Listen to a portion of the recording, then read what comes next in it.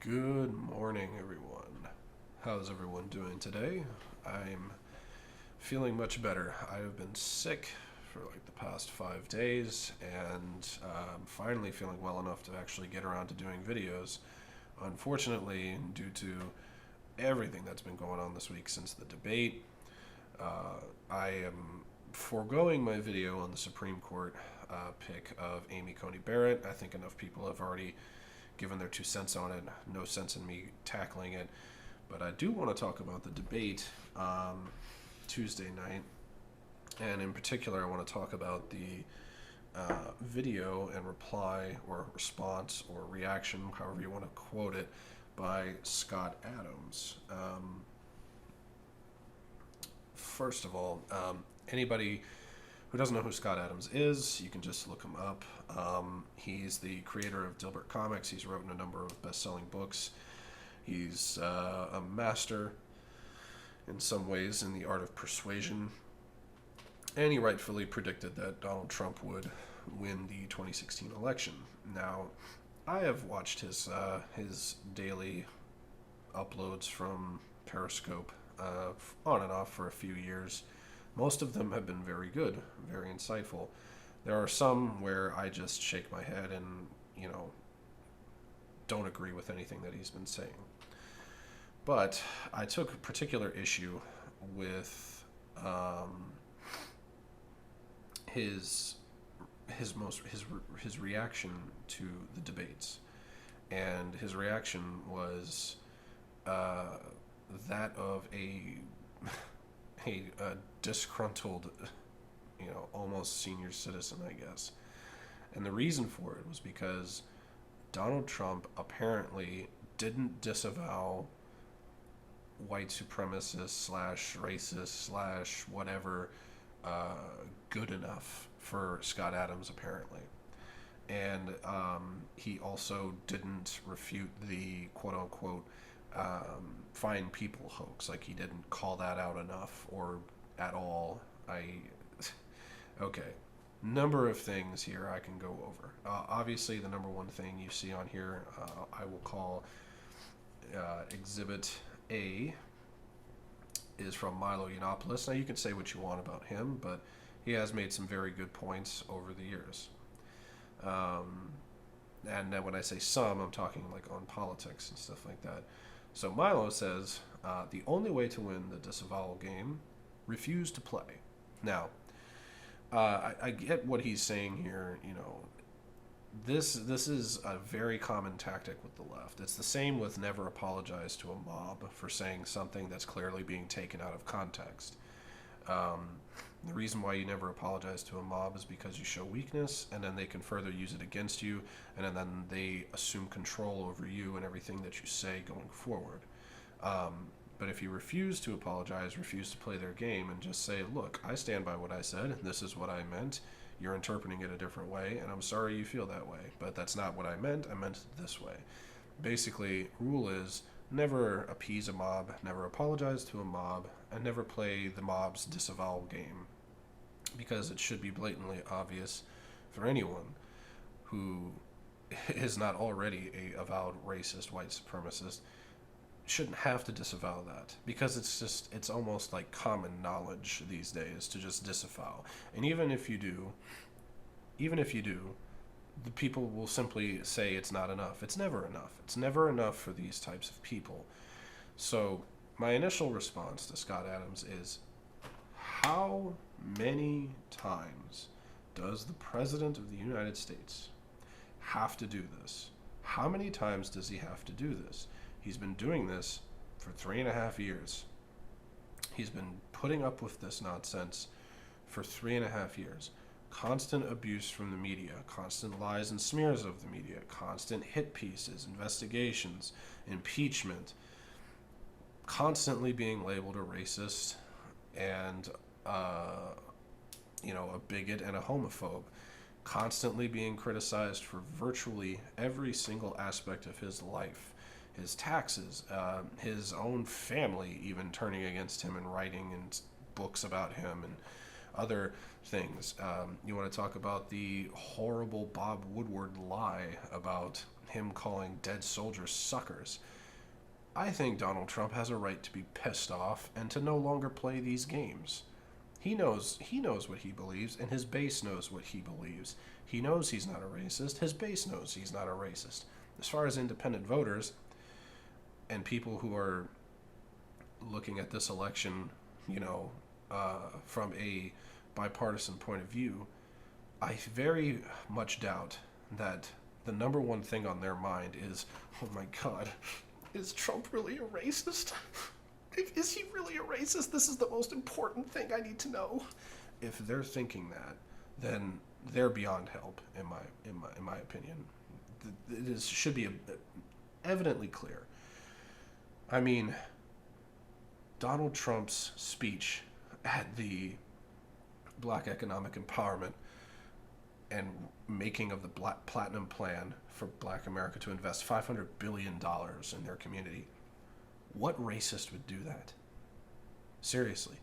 Or you can just, if you really want a very simple clip, just watch Herschel Walker the past few weeks. My God, that man has done incredible work these past few weeks,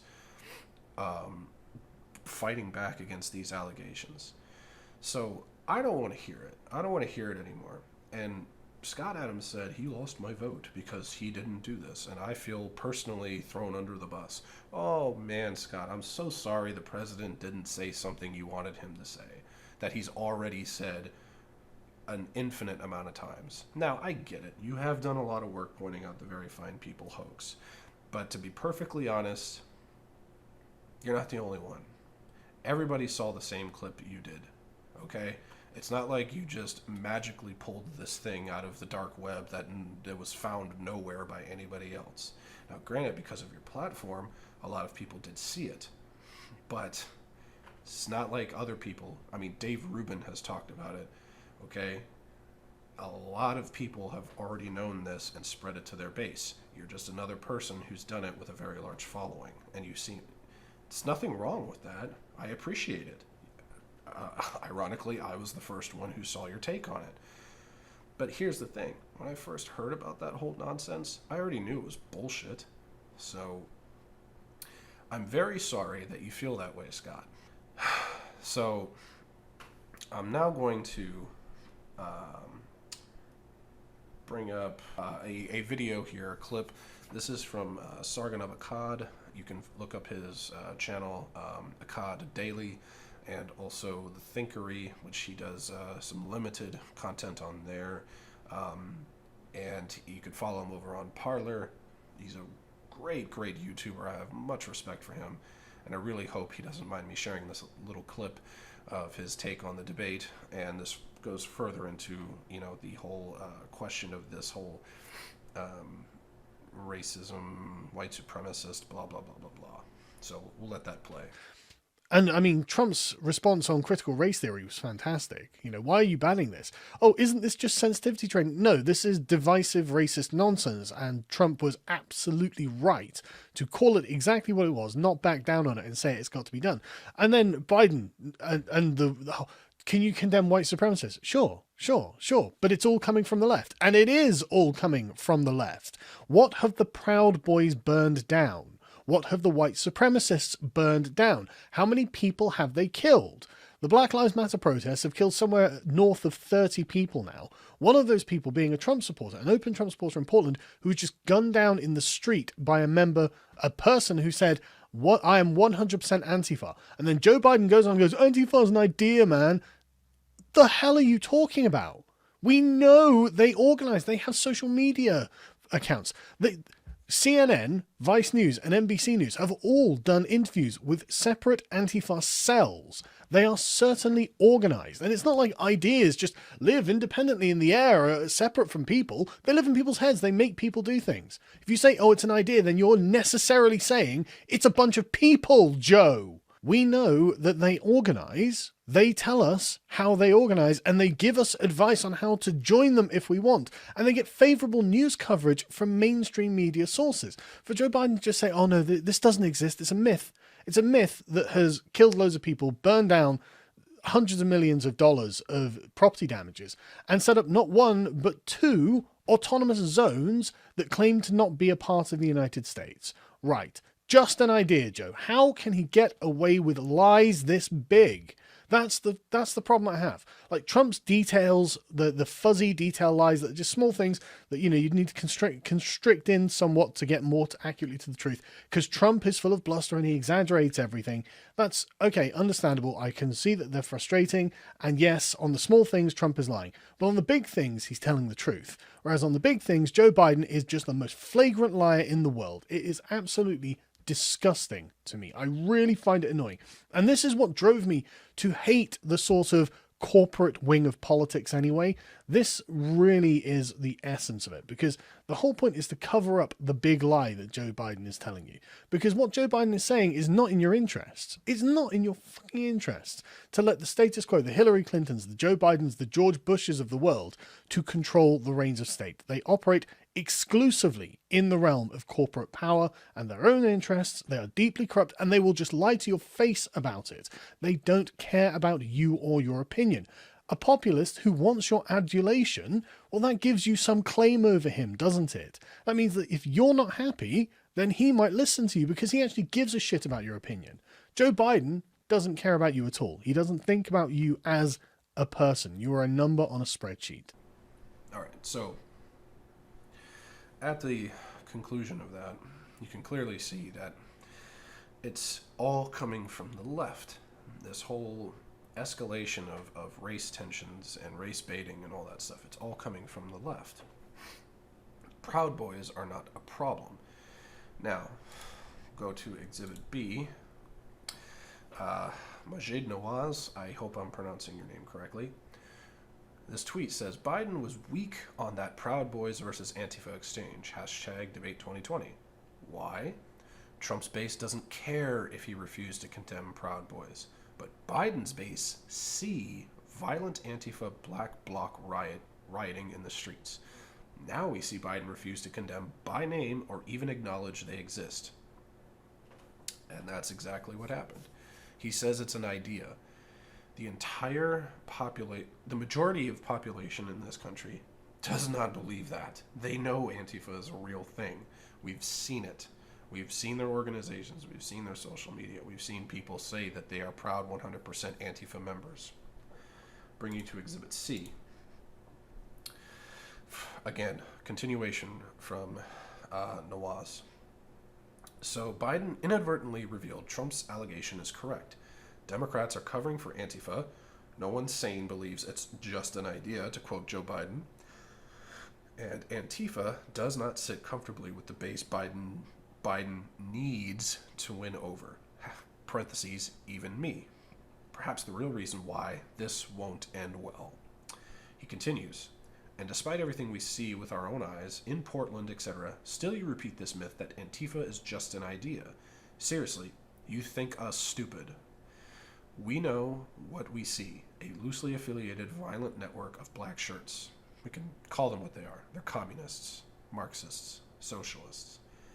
And their presence disturbs middle America. That could not be any more true at all. Like, that is just 100% fact, okay? This is probably one of the biggest issues right now when it comes to this election. Keeping peace in the streets and preventing this chaos from reaching the suburbs. Bring you now to Exhibit D, the last piece here. So this was the full exchange between the president and the moderator and Biden. So it was basically, this was the exchange between Trump's opponent, Biden, and Trump's opponent, Wallace. So Wallace says, are you willing tonight to condemn white supremacists and militia groups? So that's not the full exchange. Wallace had like a whole paragraph and a half, and Trump was trying to answer the question, but Wallace just kept going. And the last part right here is what he says. Are you willing tonight to condemn white supremacist militia groups? Trump, sure. It's like, sure. He says, sure. Like, how many different ways do I have to say I do? He's done this many, many, many times. I mean, you can point all the way back to that Very Fine People hoax where he says, I am not talking about the neo-Nazis and white nationalists. They should be condemned totally. Wallace continues, and to say they need to stand down and not add to the violence in a number of these cities, as we saw in Kenosha and as we've seen in Portland.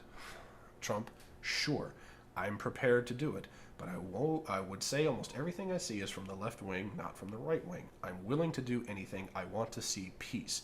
Now, I urge you to go and watch this clip because this transcript here doesn't show the full exchange. Even while he's saying this, you're hearing Wallace and Biden interject saying, "Do it, say it." That's where these two quotes come in here. Wallace, then do it, sir. Biden, do it, say it. Trump, what do you want to call them? Give me a name. Wallace, white supremacists or right-wing militias.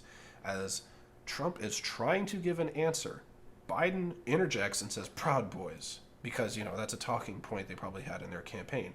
Trump was like, looked over at him and went, Proud Boys? He said, stand back and stand by. Now, let me explain what that means. It's not a dog whistle. It's nothing. It literally means stand back and stay the hell out of trouble, okay? The Proud Boys now, because of this, are being thrown into national media coverage, probably international, because everybody's paying attention to this election. He's telling them to stand back, stay out of trouble, because right now, the last thing you need to do is be put in the spotlight and do something bad. Even if it is defending yourself, it will be painted as bad. Stay out of the limelight. Stay out of trouble. But I'll tell you what, he continues, somebody's got to do something about Antifa and the left. Now, that's not saying Proud Boys need to do something. He's saying somebody's got to do something, and it's going to be him. It's going to be his Department of Justice. Now, let me go ahead and say that, you know, Tim Pool has done a very, very good job covering this thing. He's had 2 videos covering this whole exchange here, and it's very well done. And I give a lot of credit and respect to Tim Pool. He has done incredible work these past few years, and he's come a very long way. I'm very impressed. So, but he said in his video, I highly recommend you go check it out. It's on his Timcast channel. He said, the Proud Boys are not what's on anyone's mind right now. If I can say for myself, if the Proud Boys came marching into my apartment complex waving their American flags, I'd come out and say, hey guys, how you doing? You want some water? Can I get you a beer? How about I throw the grill on and we have some hot dogs and burgers and talk about how much we love America? You know, that's literally my response. That would be my response. There's maybe like one Joe Biden supporter in this entire complex that would probably be like, oh my God, the Proud Boys are here. And then, yeah, that's it. That's it. The Proud Boys are not a threat. They're not the ones, as you've seen in all the examples I've given, they're not the ones burning down buildings, throwing bricks at cars and police officers, assaulting people. They're not killing anybody. The Proud Boys are not the problem, okay? I would not feel intimidated at all if 500 of them marched right into my apartment complex. I'd say, well, I don't know what interest you guys have in this area. I don't know why 500 of you are here, but hey, just keep it down, please. I'm trying to work. It's like this, and to wrap things up, this is going to be a quick video today. I know, which is shocking. To wrap things up, if Trump did the right thing leading up to this debate. Leading up to this debate, he came out and said he signed an executive order labeling the KKK and Antifa, so he hit both sides, as domestic terror organizations. Yes, all 50 of the Klan's members that are left in the United States. Now, that's a joke. It's a pun. It's a joke. Just relax. But yes, making both of these organizations domestic terrorists. Again, I asked the question, what more is he supposed to do? Was he supposed to stand up there for 5 minutes and talk about, yes, I condemn these white nationalists and racists and blah, blah, blah. He could have done that, and the media would have found a way to spin it a different direction. I can tell you that. We've all seen it happen. We saw it happen with the Fine People hoax. We've seen it time and time again. And at this point, I believe, from me personally, it's just he's tired, and he's tired of giving the same answer that he's always had to give for years. Okay. If he was, I mean, if it's not any more proof, why would he sign that executive order to make the KKK a domestic terrorist organization? Why would he? If he really didn't care, if he really didn't think it was a big deal, he wouldn't have done it. But he did it. Okay? So Scott, I know you're probably not going to see this, and I really don't care if you do, and you're probably going to try and do a rebuttal and try and make me feel stupid.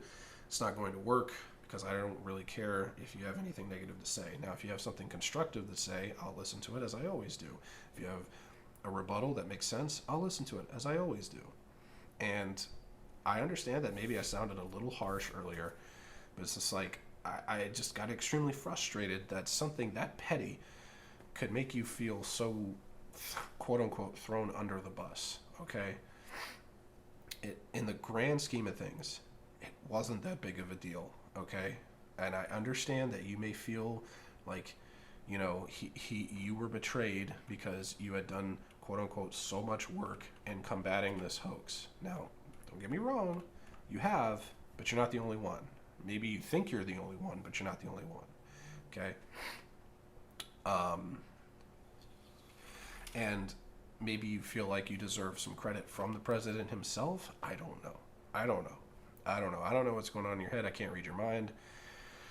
Just, I just wish you had taken that a little bit more lightly. And who knows, maybe you have, maybe you've evolved since then. But until then, I'm going to take another sip of my coffee. I'm going to say, God bless America. I'm going to say, God bless all of you who watch this video. If you find this video interesting, informative, you want to see more, subscribe, like, share, all that good stuff. And yes, don't forget to go and vote. Vote like your life depends on it, because it does. And with that, I will see you all later.